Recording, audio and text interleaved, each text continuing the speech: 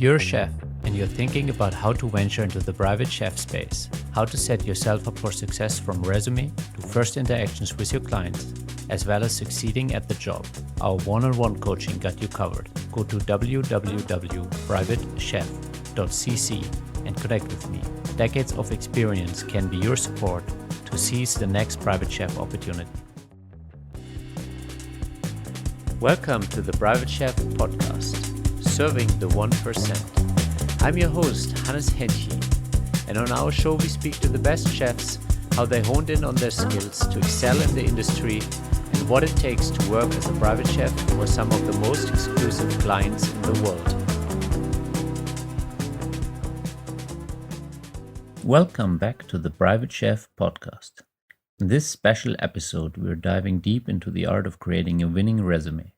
We've compiled invaluable insights from top chefs and recruiters who I previously interviewed, sharing their expert advice on what makes a resume stand out in the competitive industry of private service. So let's explore the essential elements that can make all the difference in landing your dream job as a private chef. I like concise. I do not like a template-y cover letter. Forget that. Unless your why you're applying is palpable, I don't need your cover letter. I just want to see a very tidy resume. Old school layout, perfect. What I don't like are things, resumes that they've got a portion of information on one margin. They've got, another kind of portion of information on another margin, and it's just kind of blocked. I don't know where to look. And I feel that those, yes, the ones that have a lot of design are distracting, and they're distracting because in my mind, they're hiding substance. If I have an awesome resume, guess what I don't need? Any pomp and circumstance. All you need is to know where I worked and what my accomplishments were. You don't need my picture. I don't need to have like any crazy font. So ones that are over the top stylistically, I find often have the least amount of substance. So concise, speaks to my heart. I love long tenures, which is hard in our industry, first and foremost. They need to be chef's kiss perfect. These pictures need to be professionally done. If your food was featured in a magazine, bam, put that in there, or at least, the link. But if the pictures are exquisite, yes, there is nothing worse than a picture of just a sad, just a sad hamburger. Someone sent me a picture the other day and I was like, oh, bless his heart. The lighting was bad. The plate was awful. It's like, what are they? No. And then, I give very gentle feedback, and some people want it and some people don't, and that's fine. And their resume is their resume. But if that candidate was going to be mine, I would say, so let's not use the pictures. If you're emphatic about it, you need to invest in getting some really great ones taken. I have great food photographer friends that could do that. So, but yeah.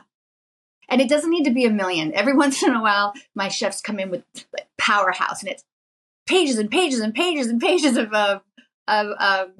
pictures, and it can be a little much. You want to leave something to the actual interview, And if you've been in this business long enough, you're going to have a really juicy story, at least one. And when I say juicy story, there's going to be a job that you had that was toxic, or maybe you didn't leave on the best terms, but that certainly does not define your entire body of work. So I'm going to understand that. And I think pretty much anybody in our industry is going to understand one juicy, whoa, I worked for this place and let me tell you this story. It's how you manage it. It's how truthful you are about the situation, and owning your piece of how that became a not great situation, or maybe like a little blemish on your resume. How do you communicate it? People understand the truth. They might be disappointed, but they understand it. So you don't get a second chance to make a first impression, is what I always say. So don't rush it. I hear people saying, "Oh, I sent my resume after 300 agencies today," and I'm like, well, that's a waste of time, because you can't have done a decent job 300 times in one day. You've literally just probably sent a piece of crap to 300 agencies, and you're never going to get a call back. Do one a week, do one a day, but do it nicely. So you want a nice resume, get advice from other people. There are people out there that can help you do it. Make it nice, make it clear, have a photo, have a portfolio of your work. So have an Instagram account, or have it stored somewhere nice, or put them on a PDF. So I can immediately, to be fair, I look at food photos before a resume anyway, pretty much. Because you can have the food photos tell a story in itself. Like, I mean, unless they completely fake it and take pictures that are not actually their food, you get a pretty decent picture by the food pictures. Yeah, I completely agree. What kind of resume you're gonna have? Yeah, I completely agree. Because also you could be in a 2-Michelin-star restaurant for 2 years, but be really, really low in the kitchen and not really have ever done any cooking. And so you could be really crap. You could not be what you think you are. So equally, you could be a head chef in a pub, and I could think nothing of that. But actually, it's a really nice pub and your photos are amazing. And so, and what's really nice, especially if you're thinking about going to the private sector, start documenting your work now, even if you're just cooking for your mum at home or business restaurant. Because what's quite nice in an Instagram account is your growth as a chef.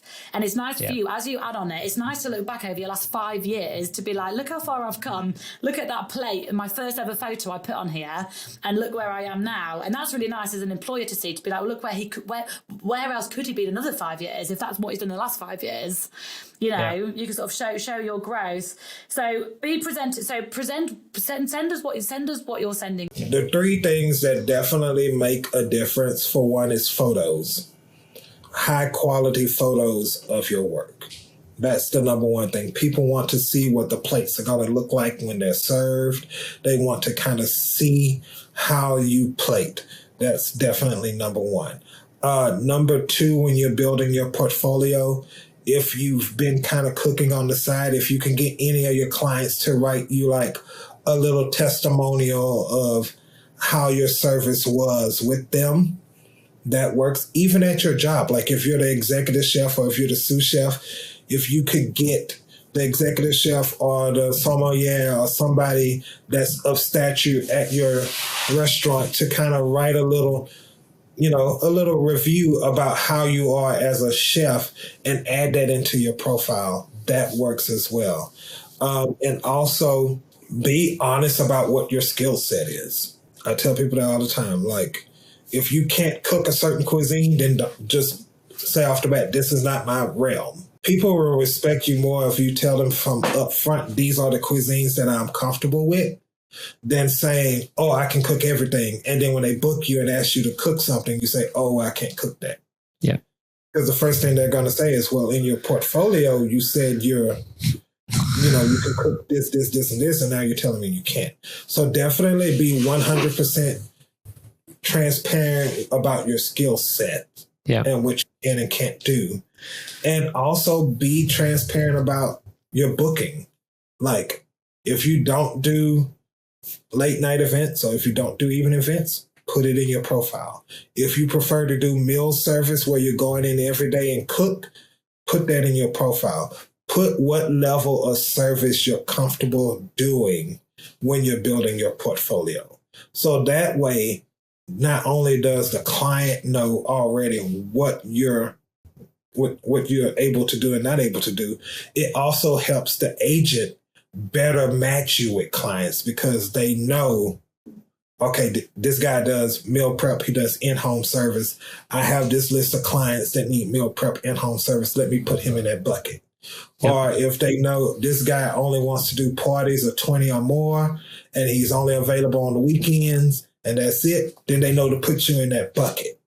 And then also be specific. If you're looking for full-time work, if you're looking for a couple of days a month, you have to be as open and transparent as possible about what you're looking for to help them help you. Say to someone, you're a chef, you have to have a portfolio. And if you've only just started in the position, or sometimes people sometimes it's difficult to get those photos. You need those photos. So sometimes they have really ugly plates. You know, you make this amazing dish and then you've got these gold swans dancing across a plate, and it's just impossible to plate on that.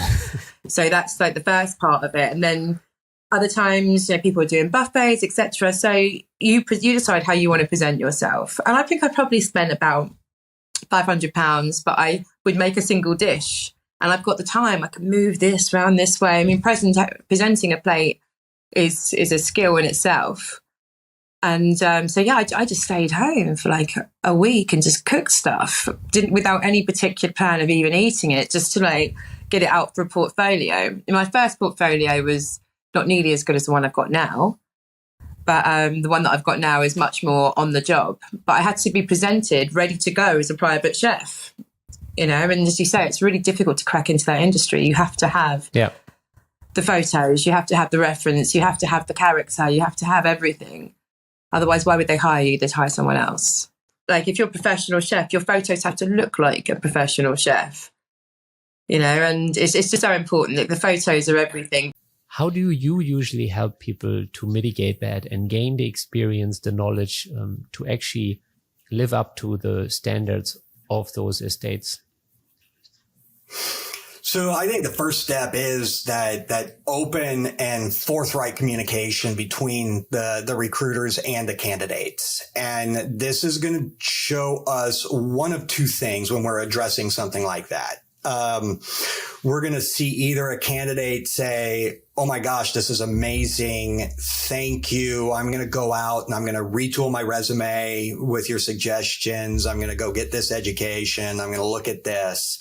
And that's how I'm going to help carve my career path. So there are ways, to make your resume and you as a professional more appealing.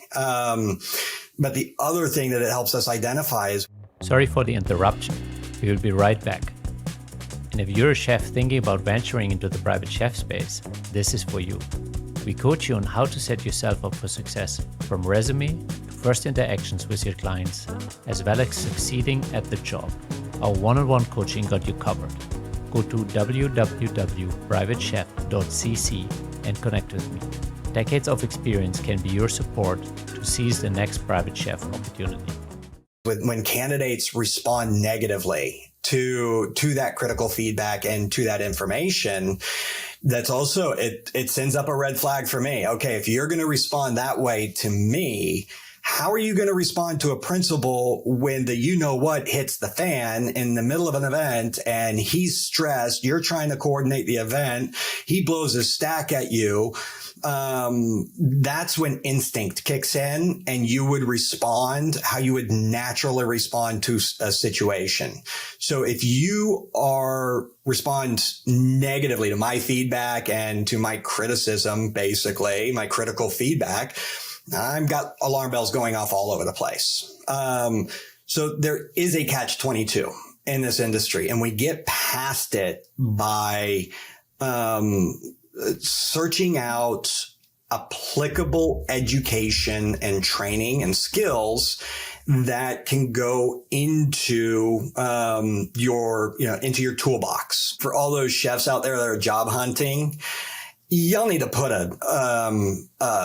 a photo grouping together, whether it be on a Word document or a cloud drive or Instagram, somewhere. Principals want to see your foods. Y'all are visual artists. Show what you're capable of. And I think with that little tool will help that inexperienced private chef or inexperienced chef break into the private chef arena. If you can show me, you don't have a whole lot of experience on your resume, but look at those food photos. Holy moly. Yes, I want to talk to you. That is a absolute critical component. References to me and to any agency are the most important part of the process, because references are the point where we really find out how you performed in your past roles and if you're a great candidate for this new role. And we can interview somebody and think that they're fantastic. The potential employer can interview them and think that they're incredible and perfect for the job. But once we get to reference checks, which typically it can happen at various stages in the interview process, but the most typical is right before an offer is made. We'll check references. And we always tell our clients who are the employers, we always tell them, this is when we're really going to find out if everything that we've seen is true. Because we know there's so many amazing job seekers that we work with, so many amazing assistants, chefs, all kinds of roles. And we want them to have great references, because if we think they're great, all we want is that reassurance, right? Because we would hope that that's the case. Most of the time it is, which is the good news. And if we do get a reference that we think is iffy, what we will do always in this case is we'll dig a little deeper and we'll ask the reference. If we feel like there's something off, we will always ask the reference, is there something that maybe happened, or is there more information you can tell us about this person's skill set, or any incidences that have happened, or any red flags for you? We really try to ask the extra question to dig a little bit deeper and see what they'll tell us. Now, truthfully, sometimes we don't always get the full story, but if we do feel there's any kind of a red flag or hesitation, we will always tell the potential employer, of course, that this is the reference we got. We're not sure. Sometimes we have to say we're not sure exactly if we don't get the exact reasoning or an exact answer. We're just always very honest about it. And we leave it to them. We say, if you want to have a conversation with them, we can set that up. If you want to talk to the candidate about it, that's also an option, because sometimes it can be maybe something happened with a candidate and it's not even necessarily a bad thing. It just maybe comes across differently in a reference. So we just always dig a little deeper. We ask the candidate about it. And if we do get a genuinely bad reference, we're always honest with our potential employers and tell them, listen, we got these good references, but we also got this reference that wasn't so great. So let's talk about it. And sometimes what will happen is they'll go back to the candidate and we'll have a conversation with them and say, we didn't get a great reference from this person. Can you give us more insight on maybe why it wasn't great? And sometimes it's recoverable and sometimes it's not. But we're always just very open-ended and honest communicators when it comes to this, because again, this is the most important part of the process. Experience. He wants to get into the private sector. Okay, fab. Okay, so I think we've talked about this before. The first thing he needs to do is start to compile a portfolio for himself of his work. And I don't think restaurant chefs are very used to taking photos of their food. I don't think they're used to writing their own menus. I don't think they're used to writing their own menu plans, etc. So I'd say in the run-up to transitioning, start documenting your food. Create yourself a separate Instagram account, which is purely for your work. Have a link to that Instagram account on your CV or resume. So when you're starting to apply, yes, you haven't worked as a private chef, but you can show what you can do as a private chef, first and foremost. And then it's a case of getting as much experience as you can. Don't get me wrong, some chefs, if they're in the right place at the right time, can be offered their first permanent gig off the bat. If they are with a family who knows the restaurant that he works in, who knows a chef that he used to work with. So it's definitely not impossible, but it definitely is right place, right time, and normally through who you know. So I don't want to put people off completely. But other than that, I'd say any opportunity you get to gain any kind of exposure to a private environment you take, find a friend who's a private chef and go and help him for free at any event he's doing. Mm-hmm. Go and offer, be an extra pair of hands. Do you know what I mean? So even if you can then on your resume say, I've had 6 months where I've been helping private chefs at various events, that will help. It's also really good exposure because a private chef could think they want to be, a chef may think they want to be a private chef, go and help their mate out at some dinner party and think, sod this, the wife's crazy, the kids are under my feet, the kitchen's not built by a chef, this is hell, and I've been working for 20 hours straight. So if nothing else, even beyond gaining a bit of experience, I think that it's important for you to have a bit of exposure before you jump 2 feet into this industry. Yeah. And obviously when you then start gaining a little bit of experience, you gain a bit of insight, you gain a bit of experience, but you start to gain some contacts. And it's gaining contacts that I think will really help you. Soon you start to dip your toe a little bit in some of the private stuff, generally doors become open because you're just starting to move in the right circles a little bit more. And you seem to be a bit more knowledgeable about what you're doing. Do you know what I mean? That'd be where I start. So don't stress if you don't think that your resume is as strong as your mates or whatever. Make up for it in other areas. And I think personality and attitude and work ethic will carry you further than how many stars you've ever done. An excellent chef is fantastic, but it's just one small component of the larger job. Knowing some household management, knowing how to document an inventory according to a household, not according to the restaurant business, but according to a household, that's critical. And also your resume needs to be on point, and it needs to be private service, not restaurant corporate. For those kinds of things, you've got to talk to people like Latricia. So that way your resume, when it comes to people like myself or Philippa, it's telling me what I need to know. I'm not having to guess. But if you send me a restaurant resume, a corporate resume, now I'm having to decipher what's transferable and what's not. You speak to someone like Latricia, she's going to format that for you. I'm going to get it and go, I know exactly what you're capable of. I know exactly where to place you, instead of having to make me dig and work for it. So have your ducks in a row. A resume that is clear, readable. Photos, I just posted this on LinkedIn the other day. You probably saw, like, photos are crucial. They're absolutely crucial, more so than ever. I mean, we're living in a visual age, and I think even a few years ago, I think you could get by without photos, but you need them. And this doesn't mean like a professional photo shoot. It means well thought out photos you take yourself. You know, you can even do your own photo shoot in your own kitchen with some good lighting and your iPhone. Lighting is important. Really important, yeah. And just the composition of the photos. I posted, there's an amazing French private chef who let me use his photos for that. And his Instagram is just stunning. Every picture is just a work of art. And I don't expect that. I mean, the reality is it's really hard to break in. And what I do tell people, even restaurant people who have great experience, Michelin and such, is that try doing drop-off service to start. Get something on your resume that you're working for a private individual or individuals, or wait for the unicorn job. Like you were saying when we were speaking earlier about, sometimes clients will be okay without prior experience, but it's few and far between, really few and far between. Most people want 3 years at least. Many want 5. And then many want at least, say you have a 10-year resume, they want each of those jobs to be at least 3 years. So it's hard. It's hard to break into it. I think that, you know, if you really want to having that savings you talked about, really, you know, maybe staying at your restaurant job, obviously, until you can make it happen. But I think it's looking out for those kind of lower level, entry level jobs, which you can still make a lot of money at.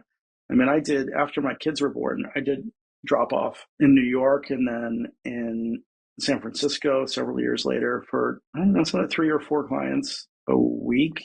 And, you know, it's not unusual to get $600 or $700 or $800 per drop per client. And when you add it up, that's a decent living, but you need to develop the clientele. Sending an email with your resume with just a quick opening, you know, looking for private chef work in New York City, or like you said, if it's someone who hasn't worked privately and is coming from a restaurant background, you know, maybe pointing that out. You know, I have 15 years in restaurants, but I've done catering or some private parties, or just to give us a sense of, okay, they've had some private home experience. Because again, if they're going through the agency, you know, unfortunately, by the time a client gets to the agency, it's because they know exactly what they want and what they're looking for as far as having that private service experience. But that being said, I just placed a chef in Miami with one of my colleagues who came from a restaurant. You know, maybe he had done some catering experience, but never worked as a private chef per se with one family. And we made a very successful placement, both parties. He's been there 8 months now, and it's been an amazing match. So there is a way to do it without having that experience. But it is, like you said, just reading those job posts. It'll say, you know, hospitality background, welcome to apply, or, you know, 5-star Michelin restaurant experience, a plus. So we'll add that so that candidates know you can apply, you know, even if you don't have the exact 5 years experience. But in general, again, by the time the clients are coming to the agency side, it's because they want that home private experience. And this wraps up the special episode of the Private Chef podcast. Remember, your resume is your first impression, so make it count. Thank you for tuning in, and be sure to join us next time for tips about interviews and trials. Thank you for joining us at the Private Chef podcast. If you know any highly skilled chefs that want to take their life to the next level, make sure to share this podcast with them. And if you enjoyed this episode, click subscribe and check out our upcoming episodes. Thank you for listening.